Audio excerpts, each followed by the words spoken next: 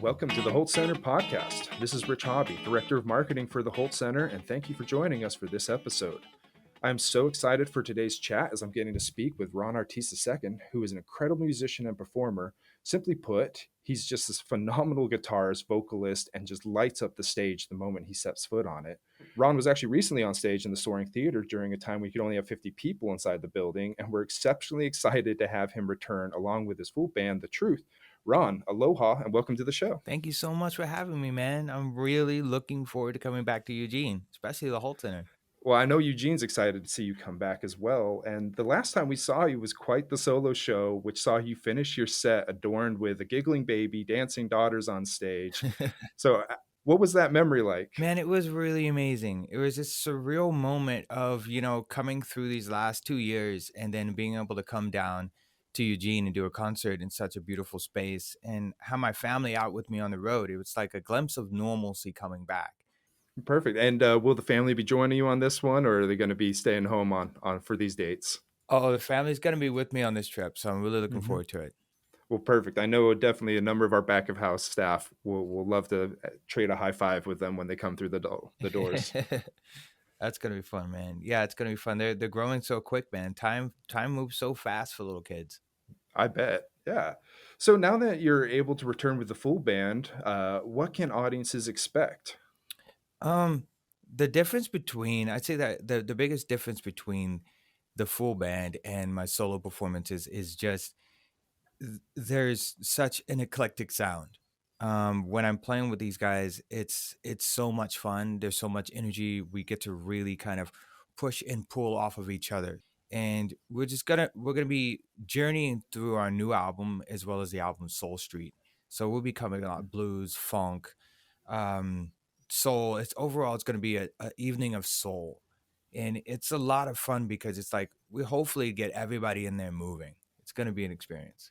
As well, I was just listening to your most recent album with Ron Artis II and The Truth. The album's titled Purpose and was released in 2021 and shows some of the incredible range you have as a musician. What messages were you hoping to share on this album? This album was really important to us because it's like it was a wild 2 years. I don't need to even get in it for anybody. But one thing that kept coming in front of mine was purpose. I once heard a long time ago when I was growing up that you only go as far as your purpose takes you. And if we seem to align ourselves with the popular thought that fame or all those things are worthy of where to put your heart at and where to put your goals, it only gets you so far, especially through times like these last 2 years. If your goal is to be famous, if your goal is to get known, if your goal is to get a lot of money in the bank, it's only going to drive you so far. You're going to lose hope. You're going to lose fuel. You're going to feel this unfulfilling moments in your life. And this album was really trying to lean into what my purpose is and what purposes I appreciate in other people I've met through my journey of life. And one of the songs is titled More Than Me. And that's really a personal reflection at the music industry itself that there's so many folks that come in my life and they tell me, be the greatest you can be this star, be this thing. To me, the word being a star is a four-letter word to me. It's something that Mhm. I never aspire to be. I think the best I can be in this world is of service to other people and trying to find some way to leave something special behind once I've lived my life through to help somebody get through and navigate the times that they've gonna um, have to navigate through their lives. And this song just wants to highlight a lot of the beautiful things in life that are worth living for besides myself. There's so much more than myself worth living for, and that's what the song's about. When did you find your purpose? What was that path like for yourself? Um, I found my purpose because I had two good parents growing up, and they kept putting the challenge to me, especially my dad. He would be like, "Hey Ron, why you? Why music?" And I, being I don't know, 16, 18, 20-year old through those spans of years of I would just respond, "Oh, it's just because I love the music, man." And he's like, "That's beautiful, but it's not enough. Hmm. You've got to find out what your reason is, what your purpose is, because that's inevitably what's going to carry you through the darker times of your life. To keep doing what you're passionate about, you've got to know what the reason is. And it was really tough for me to think about that, over the span of the conversation with my father about this. Especially was like, one day I remember telling him that, oh man, he's like, why are you? And I was like, well, because I love doing music with my dad. My dad was my first music teacher, and we'd spent all this time together. And he looked me square in the eyes and he said, that's beautiful. I love that, but I won't always be here. And of course, you think like your dad's going to be on you every day, like riding you, man, until you're 90 or whatever. But unfortunately, a year after that, my dad passed away. And it was by far the heaviest moment of my life. And I remember all those conversations of finding what your reason is, finding why you have your gift, why you have the breath of life, the beat in your heart still going. You still have a difference to make on this planet. What's that difference? What do you want that difference to be? Um, if someone's answer is, I want to be the greatest who ever lived and I want to be celebrated through the end of time, I beg you to reevaluate that decision, because life is just, it's such a gift. It's so beautiful. And there's so many people in this planet who are struggling. And there's so many things that we go through personally, and we fall into the feeling that it happened to us. And we completely miss out on the truth that you get a wonderful gift with all your struggles. Everything you've gone through, everything you've been allowed to experience in your life, it's there's something special about those moments, however hard they may be. Hmm.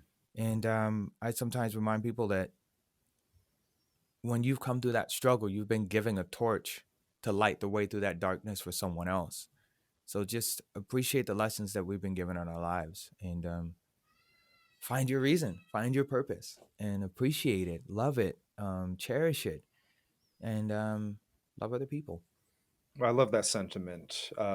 And it's funny Thanks. that you mentioned love, because if there's one theme that seems to carry through your music, I'd say that it's love, like in all caps. Um, and Thanks, man. and I'd love to know, in your opinion, what makes a love song truly great? And do you have any, just like a top 3 to 5 of those are Ron's love songs? Oh man, you mean my love songs that I've written, or love songs that I love to go and listen to, I'd or love both? both, to be honest. I'd love to know what love songs influenced you. Then or maybe you can even select, if there was one love song for Ron that you think everyone should hear, Yeah. then what Oh, would that be? dude. Oh man. Well, there's a bunch, right?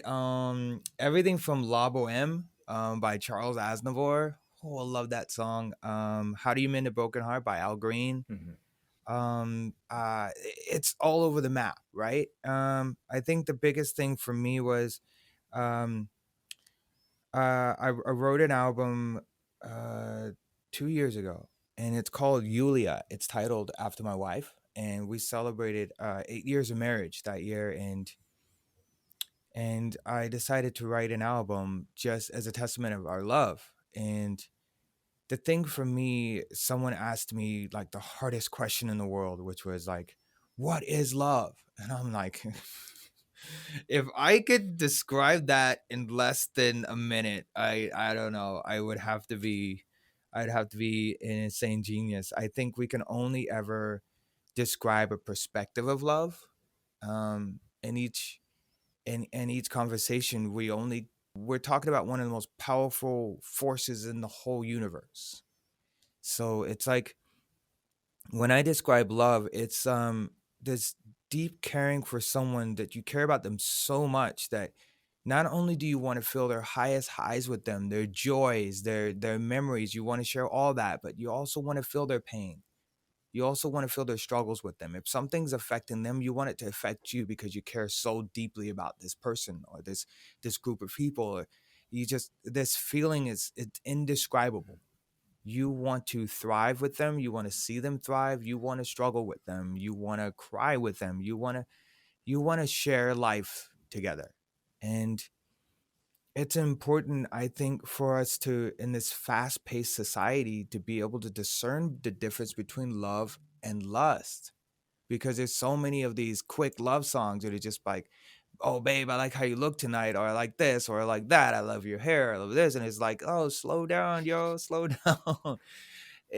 Connect to that person, Mhm. care about that person, because inevitably, are we helping each other, or are we hurting each other? And it's important to have fun and live lightheartedly at times, but it's also important to know that every decision we make, every step we take is we're making a footprint in this life. And so it's just trying to be aware, you Mhm. know? Yeah, that's beautiful. Thank Now, you. having seen you play guitar, and having played guitar myself, I have to ask a question of the style that you play guitar takes considerable skill and practice. What advice do you have for developing musicians when they hit a wall or a hurdle in their development? Um, Find and appreciate your voice. I want to say, like, when I was first off learning guitar, I think I was about 13 when I started. And then before that, it was mostly all keyboards and bass. And then at 16, 18 was kind of the moment of hitting a wall and realizing I'm not going to be able to play everything. You know, it was like, man, music itself is this endless journey. You could live 10 lifetimes and never reach the end of it. Um, be fair with yourself. Find what you're passionate about. Find out what your voice is, because far too often we don't value our own individuality when it comes to music. It's like how you speak. No one really likes to listen to the recording of themselves speaking. It's because, but to someone else, they could find it really soothing. But it to you, it can just sound like you. And the same could be when you play guitar licks or chord progressions or a solo. You think it just sounds like me. I'd like it if it sounded more like someone I love listening to. I mean, there's a lot of times where I'm just like, man, I wish I could do this look a little bit more like Wes Montgomery or George Benson, or, you know, if I could really get that butterfly vibrato a little better like BB King, you know what I mean? Or pick up a Strat and just kill it like Stevie Ray Vaughan. You know, it's just all these different voices through music. It's just it's so beautiful. But at some point, you have to ask yourself, what is it I love about those musicians? And for me, that answer was they don't sound like anyone else. So it's like, why are you trying to sound like someone else? So it's like Mhm. it's important to try to practice. It's important to research and dissect a favorite song, figure out what you love about it, and just shed it and work at it, work at progressions and all this stuff, and push yourself. But I'd like to invite the performer that feels like they hit a wall, or writer feels like they hit a wall, to explore this idea. The idea is simple. Every living thing on the planet is allowed to have seasons except for us. We don't allow ourselves to have seasons. If you feel like you're not in spring, you're not in summer, you feel like something's wrong with you. There's nothing wrong with you. You just need to let the soil sit. You just need to let your mind drift. You just need to dream. You just need to relax, step back, do whatever you need to do. Spring will come again, summer will come again. And every one of those seasons are important. So it's just Mhm. live, live life, and respect yourself, respect the process, and have fun. That's perfect. So before I've got one question left before we wrap up, and it's because I love asking about influential albums, and I'd love to hear about one album that influenced you when you were young, and one album that is actually influencing you right now. That's so funny. I actually I had it a picture of it on my thing. I think because like I've been locked at home the last couple of weeks because we had went and got ourselves COVID in Colorado, so we were all locked up, and my wife thought it was a good idea to get me Mhm. a vinyl player and a vinyl while I was here, and she was looking through all this stuff and trying to pick one out that she thought I might like. And she had no idea that this was singularly one of the most pivotal albums of my childhood. It is Breezin' by George Benson, made in 1976. When that song Masquerade came on, it changed me. Um, here's like, try and picture. I think I must have been, darn it, 12, 9, not 12 or 13. And my dad had a record collection and he put this song on. And when Masquerade started, it just was like, what is happening? There's so many harmonies there. This guy is singing the notes with his guitar. It's an experience. That album for me was very pivotal. Um, I did not know that it meant the beginning of a long, hard journey. I didn't know that it meant that I would have a really hard time appreciating pop music for years, and that most of my friends from then on out would be my dad's age. I had no idea that it encompassed all that. But yeah, I ended up, pretty much living in the corner of my bedroom with a guitar and an amp, hovered up next to some kind of sound playing device, and just repeating the same song over and over and trying to learn it. Later in life, it would be the Continuum album by John Mayer. That album was another eye and ear opener. There's so many more albums along the way. It was the Ohio Players, Parliament Funkadelic, those guys. What was it? There's an album with Albert King and Stevie Ray Vaughan. The song "Blues at Sunrise." There's just so many moments just where it's like, hey, you think this is something that you're into, and then boom, it explodes. Ingrid Malmsteen. I'll never forget the song "Arpeggios." It just, you know, I'll never forget thinking like, oh, I'm a bad guitar player. I'm 16 years old and I'm shredding, and then that comes on, and you're like, did he speed up the recording? And my dad's like, nope. The guy's just pretty crazy. And it's just, you hear all these different things, and it's just all the way to, Pavarotti, Sting, Bob Marley, Donny Hathaway, Stevie Wonder. It just goes on and on and on. There's just songwriting. I'll never forget the first time I heard, I think the album was called Acoustic Soul by Indy Irie, and Urban Sweep by Maxwell, Brown Sugar by D'Angelo. There was just these moments where you're kind of going down your road, what you think you're going to pursue, and then all of a sudden, bam, something comes out. Or you hear Adele the first time on the radio, and you're just like, whoa, man, music is endless, and that's something I love about it. Well, as promised, I'll wrap it up there. But before we do, I just want to give you the opportunity. Where should people be finding your music? They can, wherever music streaming, you can go online. Obviously, it's more supportive to an artist to buy directly or at a show or something. But like I said earlier, I'm really all about people kind of experiencing the music anywhere they can that's accessible to them. So you can just search my name. Just know there's 2 projects out there. If you want to hear more of the solo music, it's just my name, Ron Artis II. If you want to hear the band, it's Ron Artis II and The Truth.